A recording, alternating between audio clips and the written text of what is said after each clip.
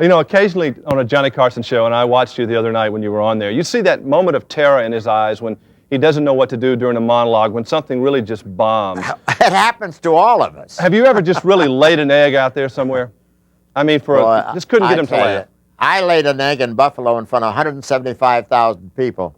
In Lafayette Park on July 4th, they had all these people gathered, and the microphone didn't work. Ooh. Try that on for size. And I was standing up there talking, and nobody was hearing me, and I danced and everything. Finally waved goodbye and got off before they killed me. I guess those moments do stay with you, don't they? Oh, boy. I was looking over your biography and saw some funny things, and I always like how entertainers have odd jobs on the way up. I know you've told the story about being a newspaper boy and selling a newspaper to the Rockefellers. What were you like as a soda jerk? I don't think I was a soda jerk. I was a delivery boy for a drugstore. Well, they claimed in your NBC biography here, and I know they wouldn't lie, that you were you worked at a soda fountain. No. Well, wasn't very memorable. I don't remember. I worked for my brother. I worked at my brother's butcher when he had a butcher shop. And then I used to take my derby, and he let me go early so I could go and play a date. And when I was breaking in my act. But I don't remember being a soda jerk. I really don't. But you were an amateur boxer.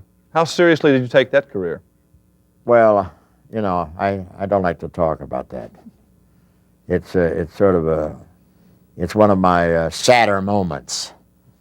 But you had a good name, Packy. I like that. I was always that name was a little rough for me. That scared me. Yeah. You know, I was looking at jobs that entertainers sometimes go off into, and Johnny Carson went from a game show to a talk show.